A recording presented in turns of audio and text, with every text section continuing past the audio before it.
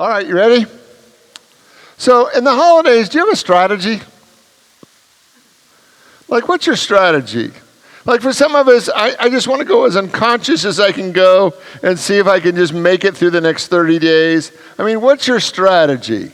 Like you just turn off all the lights in your house and you pull the blankets over your head and hope that you can just make it through. What's your strategy? Because I believe that most of us, whether we're aware of it or not, whether we're conscious of it or not, have a holiday strategy. And I want to bring it to our awareness. I want to bring it to our attention because I want us to make sure that that strategy is actually working for you. Have you ever done something that you knew wasn't going to work and you did it more than once? Like you're convinced that if you just keep trying, it's going to get better, right? And it didn't work the first time, the 50th time, the 500th time, but it's like your faith that your strategy is going to work, even though it's never worked before, is really commendable. I mean, or either that or, it's not so healthy. See, I think there are two, if you look at the mythology of Christmas, I think there's actually two dominant ways we move through the holidays. And those two ways are either wounded and angry from our broken self, or open-hearted, generous, our divine self. And when we look at the mythology that surrounds Christmas, we see that imagery all around us. It's that wounded, angry soul that feels broken, feels like a victim, is a victim to circumstance, is a victim to what other people are doing, has been a victim for years, and believes because other people have done them wrong at some point that they get to act in any way they want and somehow it's justifiable. And the other side of that is that sometimes childlike, open-hearted, generous, innocent part of us that looks at the holiday with wonder and amazement and is touched by the beauty all around us and is that divine child. Is that Christ child expressing. And two of maybe the most prominent image of these both sides of this coin. The first one was that most of us became aware of was Charles Dickens' novel, The Christmas Carol, which he introduced the character Ebenezer Scrooge. And in fact, Scrooge now is a word in our vocabulary that describes, that person who is tight-fisted, cheap, really just kind of misery and doesn't want anybody else to have anything. And that's Charles Dickens, that's the image, right? It was, and his favorite line of Ebenezer Scrooge, remember, what I'm going to go say, when he said, "Bah humbug." And bah humbug it's such a fun thing to say. Let's just practice it once. Let's say it together, ready? Bah humbug. I mean, it's fun to say, right? And we can throw that down at anybody's holiday celebration that we don't agree with, that we want to judge. Like if a neighbor is doing it wrong or a family member is celebrating the holidays wrong, you just get to say bah humbug, and you just feel so righteous. You feel so above the fray, right? Just bah humbug, right? And you just get to enjoy it. And we watch in this, as we read this story or we've seen it depicted in film, we watch as Ebenezer is visited by three ghosts: the ghost of Christmas past, the ghost of Christmas present, and the ghost of Christmas future. And in this story, he has an awakening. He has an epiphany. He has a moment where he sees the direction of his life and he's not happy with it. And no matter how unconscious we want to stay in life, there's a moment where life reveals itself to us and that demands that we either choose or not. But it is that moment where we see that if we keep making the same choice over and over and over again, we can't be surprised when we get to the outcome that our choices over and over and over had led us to. So he sees the ghost of Christmas past, and he feels again like the victim to circumstance, the victim of other people's choices, and he feels justified then of being the way he is until he sees the full ramification of the man that he's quickly becoming. And my other favorite is in 1957, Dr. Seuss wrote the book, The Grinch, right? And the Grinch is so wounded by life that his strategy is to steal Christmas from all the Who's down in Whoville. And he's convinced that if he can steal every ounce, every present, every ribbon, every bow, every part of his feast, he's convinced that he will somehow feel better if he victimizes others at a level that he felt victimized by himself. So his strategy, of course, is to go down dressed up as Santa, go down to Whoville, steal everything, and take it back. And he's convinced that he will feel better about that. Now I want you to see these are two classic ways of dealing with the holidays, right? How many of you have ever noticed that you've been Grinchier than you needed to be in a situation? We have two honest ladies, three. And when you raise somebody else's hand, it doesn't count, right? It's not helpful, right? Because it's just not helpful, right? And so when we see that, we realize that there's this opportunity that we can do life from our woundedness. We can do life from our victim. We can feel justified in being small and petty and ugly because somebody once did us wrong. And we feel justified in that. But I gotta go to Dr. Seuss. And I'm going to be reading from the last third of the book, just because it's so much fun.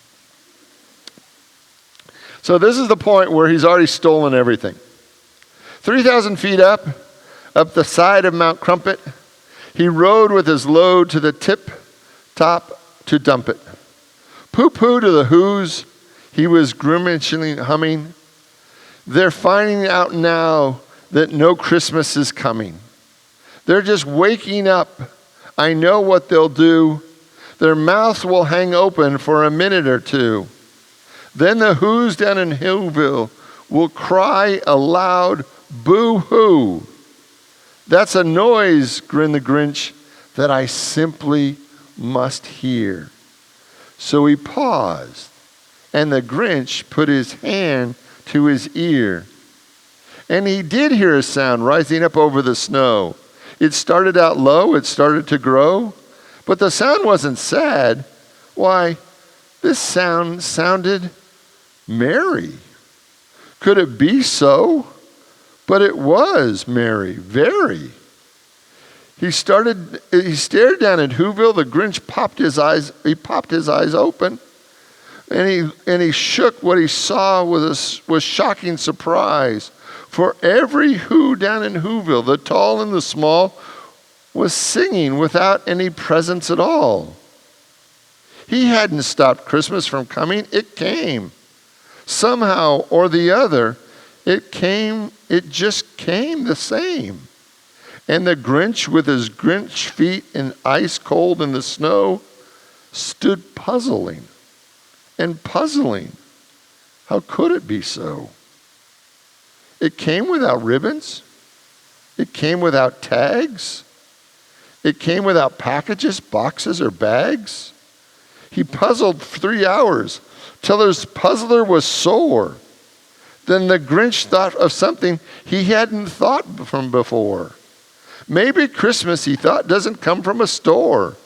Maybe Christmas perhaps means a little bit more.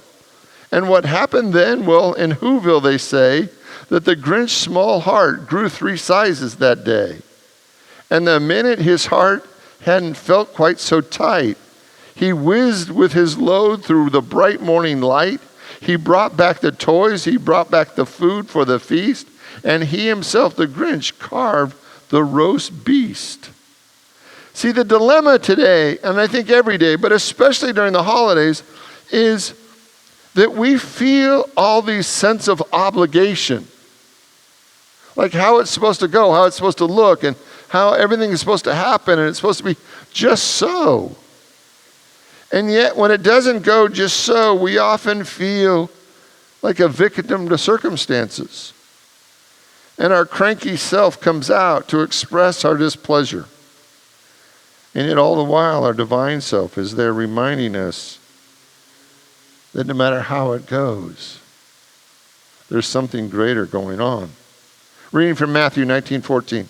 Jesus said, "Let the little children come unto me and do not hinder them, for the kingdom of heaven belongs to such as these." And I love this idea that we can either do Christmas from that cranky, wounded place, or we can tap into our child, our inner child, and allow that light to shine forth.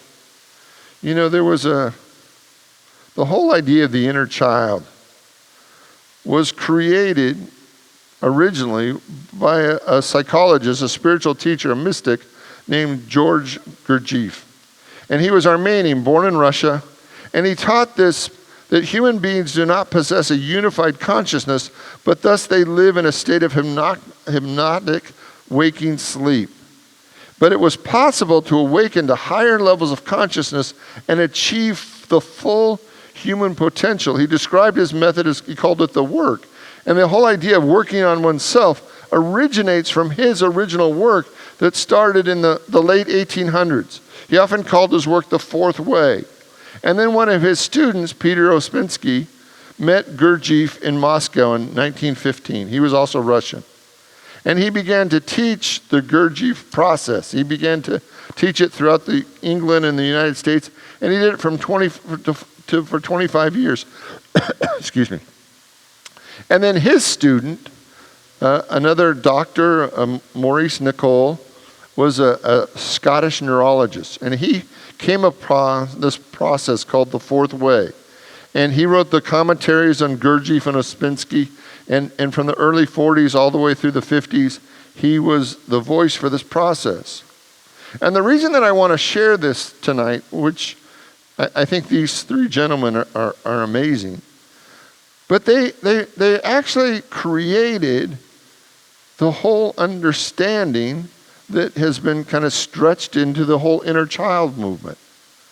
And their work was this idea that your personality isn't one unified whole, but it's aspects. And that all of us have, in a very simplistic way, multiple personalities that respond to life from different points of view.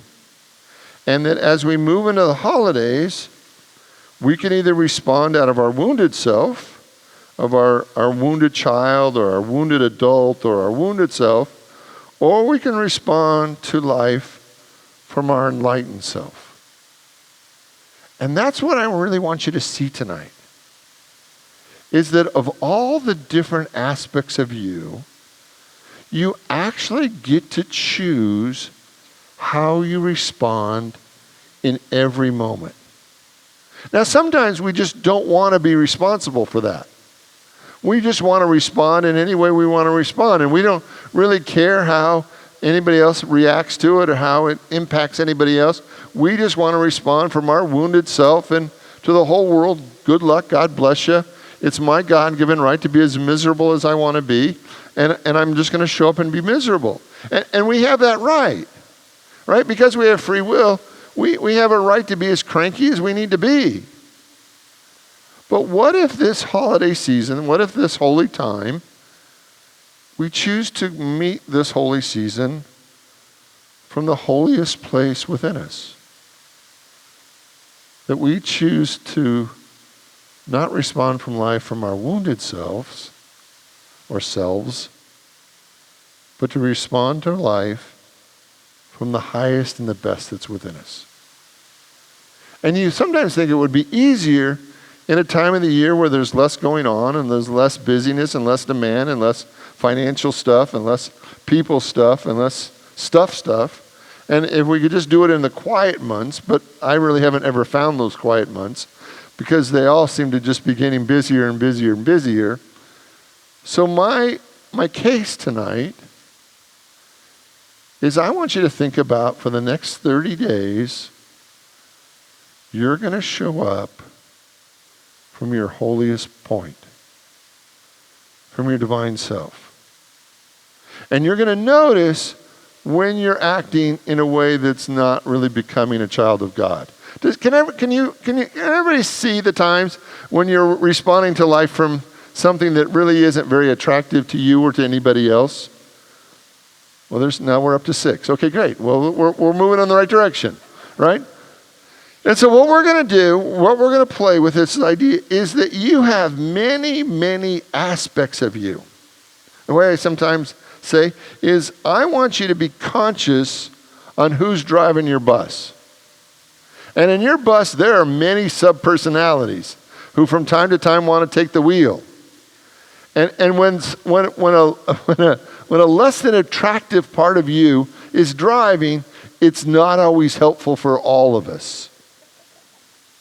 So your job for the next 30 days is to recommit to being the Christ, your divine self, to being your holy one, to being your loved one, to being the one that just is a pure expression of God. The place of innocence and the place of purity and the place of the highest and the best that's within you. There's this story that Jesus in Mark, it's Mark 5, 2 through 10. And when they'd come out of the boat, they met him out on the tombs, a man with an unclean spirit, who lived among the tombs, and no one could bind him anymore, even with chains. For he had often been bound and feathered with chains, but the chains he had wrenched apart, and the feathers he had broken, and no one had the strength to subdue him anymore. And night and day he lived among the tombs and on the mountain. And he was always crying out and bruising himself with the stones. And when Jesus saw him from far away, he ran, and the man ran to him and worshipped him and cried out loud and said, "What have you to do with me, Jesus, Son of God, Son of the Most High? And I beg you, God, do not torment me. For you have come out of this." And then Jesus said, "Come out of this man, you unclean spirit." And Jesus asked him what his name was. And he said, "My name is Legion, for I am many." And I want you to see this as a metaphor for what's happening in all of us, right? That there's a wounded part of all of us that is so wounded by life that when we act from our wounded place, we just create problems, and it's a mess, and we're not always fun to be around, and it's less than attractive. And there are many times, and there's many aspects of that have been wounded by life. And we can respond to life from those wounded places. We can. We have a God-given right to. But when Jesus called him out, he had an opportunity to choose more than his past pain, more than his past wounds, more than all that he had been through. Jesus called him out because he saw his spiritual perfection. Tonight I want to call you out. I want to call out that part of you that is holy and divine and created in the image and likeness of God. And sometimes we feel it's too much work to be that person. It's just easier to be our cranky self or our small self or our small self or our petty self, because that's what everybody expects. And it'll just be easier. Nobody will get too close to me, and it'll just be easier to be my small self. But this year, what if you made a commitment to greet this holy season from the holiness that is within you, from the best that is within you, from your divine nature? Would you be willing to step into this holiday as the son or daughter of the Most High, the heir to all that God is. And we can blow off another Christmas. Think about how many Christmases have you blown off through the course of your life. Just went unconscious and just got through them. But what if this Christmas you actually decide that you're going to use it as a launching pad for your divine self, your holy self, the best that is within you. And that every day you wake up and you decide, I'm going to bring my best today. I'm going to be my best today. I'm going to be the best that God is in me. And every day you wake up with all that you have to do and all the responsibilities and all the things you want to do and you don't want to do, but you just keep showing up from your best. And if we can really use this season as a spiritual launching pad into your best new year, would you be willing to try? Will you pray with me? I want you to take a deep breath. And I want you to just open your mind for a moment, and I want you to see all the wounded parts of you. All the parts of you that have been banged and bruised by life. All the parts of you that have felt like a victim and have been disappointed and frustrated and angry and upset. And I want you to see your divine self standing up and acknowledging all the wounded places, all the wounded aspects of your personality, of your being. And your divine self stands up and acknowledges each one. And loves and heals each one. And blesses each one. And that your divine self, your holy self, your sacred self decides that it was ready to be in charge. To be in charge of your life. To guide you and direct you and to be your dominant way of being in the world. That you could still be your smaller selves, but tonight you were going to put those away. You were going to allow God to heal each one. And you were going to be the best that is within you. The very best that is within you. And every morning when you get up, you recommit.